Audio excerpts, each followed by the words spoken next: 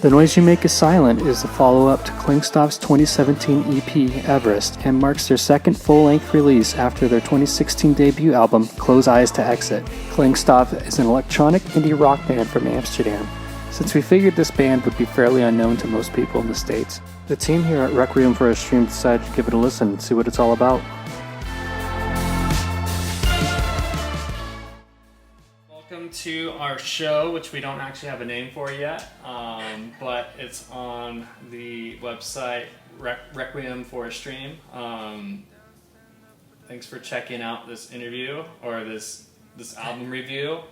We are going to be reviewing an album just released by a band from Amsterdam called Klangstof, and their album is called... Let me look. The Noise You Make Is Silent. The Noise You Make Is Silent. So this is one of my favorite bands. I've been listening to it for a long time, and I wanted to expose it to my friends who hadn't heard anything like that too much, and just kind of get their take. And so I think we all kind of had different takes that are interesting but somewhat similar. So if you want to take it from here, one of you guys, just to kind of give your thoughts. Yeah, sure. So my experience with this band was different in the sense that I had no idea what I was getting into, which at first I was kind of like, all right, fine, I guess I'll try it out this way.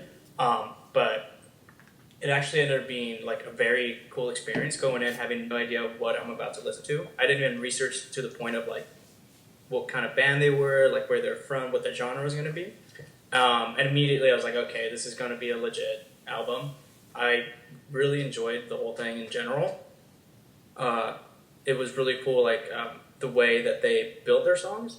It's very, like, show us every layer bit by bit, and then by, like, the quarter of it, it's all just gets going together as a full song.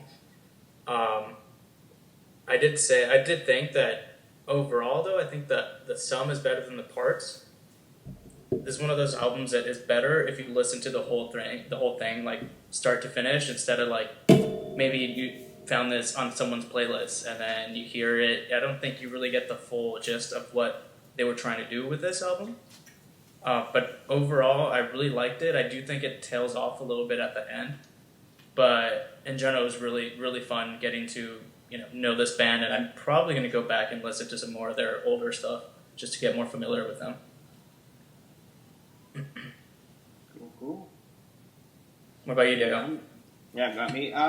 Yeah, I mean, like, so, not knowing really what to get in, like, what this whole band was going to be about was very, like, the mysterious part of this. Right off the bat, just hearing the whole structure, the use of, like, the electronic sound and all that, I was really able to kind of, like, compare this band to, like, Rufus Du Sol or, like, Mute Math and things like that, which I like as well. So I mean, it was fun. It starts off, pretty, like,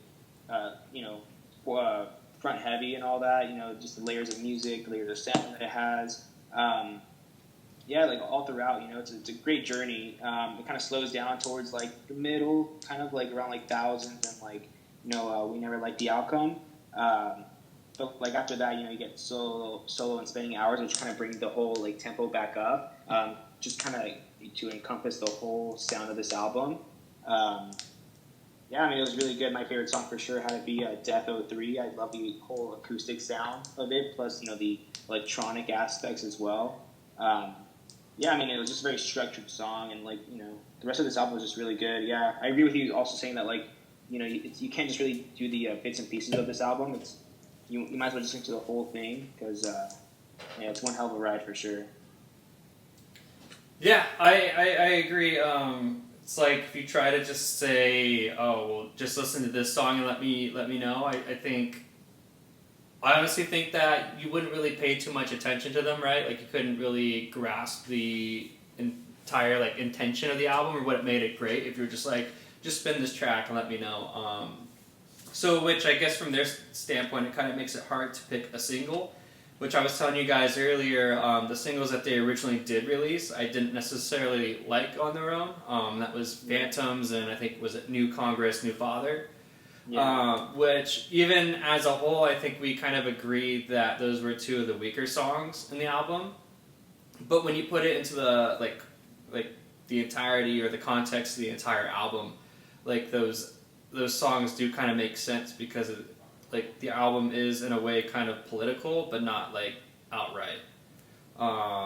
So lyrically, it's interesting, and then just as Jose said, the way that they kind of like build up and then just kind of like add on all these layers, and all these songs are constantly like crescendoing, and then that's just on like a song by song level, and then this is kind of where Jose and I kind of disagreed. Was he thought the album was very front heavy, where I agreed it was front heavy, but it felt right to me that there was a lot of energy in the front half of it, and then it kind of like slows out its pacing towards the end, in the sense that felt like how it was supposed to be, because if it was just energy all the way, then you wouldn't really have what the album ended up being.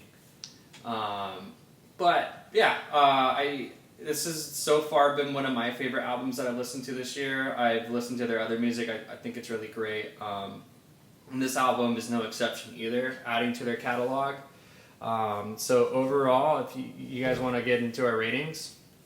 Go for it. All right, so for me, I think I would give it an 8 out of 10, maybe an 8.5. It's one of my favorite albums I listened to so far this year. I've already streamed it a lot, and I'll probably keep listening to it for the foreseeable future. What about you, Diego? Yeah, I give it an 8 for sure. Like Kyle was saying, there's some songs that like, you know, if you really just pick at it, like, just like for that song specifically, it is a little like, you know, not as heavy. It's one of the weaker songs for sure, but I mean that's just part of the journey, and you know the overall aspect of this album was just really good. I enjoyed, you know, all of it. So yeah, I'll probably give it an 8 as well. And I guess I'm the only one that's a little different, but it's not a bad thing. I'm giving it a 7. I think it's just, you know, it's definitely above average. I think it could have been maybe a little bit stronger, but in general, it's a great album. I'm glad that I was introduced to it. I'll definitely be giving a few more listens. But I guess I might have been a little more nitpicky with its weaknesses than you guys, and that's why I came to the conclusion of 7. And I guess if we want to transition to our top 2 songs that you'd recommend, which is kind of funny because we literally just spent this whole time that you need to listen to the album, but we know some people don't want to be doing that all the time. So I'd say Blank Page, which is the first song of the album. To me, it was my favorite. Just loved how it started, and that's maybe the one song that if I were to put in a playlist, I'd probably put that one. And then I'd also do Death 09. Those are my top 2 and probably my most memorable ones that I'll keep revisiting. What about you guys?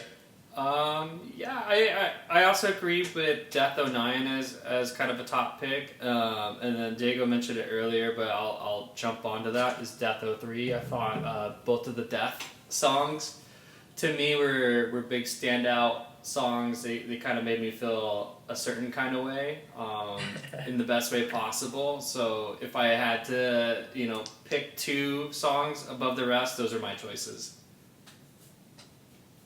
For me, it would be Death 03 for sure, like I said.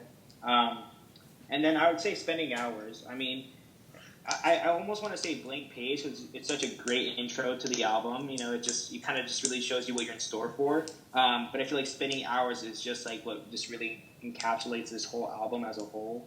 The album starts amazing, and I feel like this Spending Hours was just the best way to end the album. You know, plus there's that little jam at the end that's just packed with layers of sound, and I don't know. It's just, I mean, those 2 songs were definitely the songs that stood out to me the most for sure. Cool. Well, thanks guys for sharing your opinion. Next week we're going to be discussing Fiona Apple's new album. There's been some dissent from the critical acclaim that it's been getting, so we're excited to kind of dive into it and see if it actually holds up to a 10 out of 10 on Pitchfork or not. So yeah, I'm super excited to discuss this one for sure. Yeah. All right. Thanks for watching, everyone. Thank you.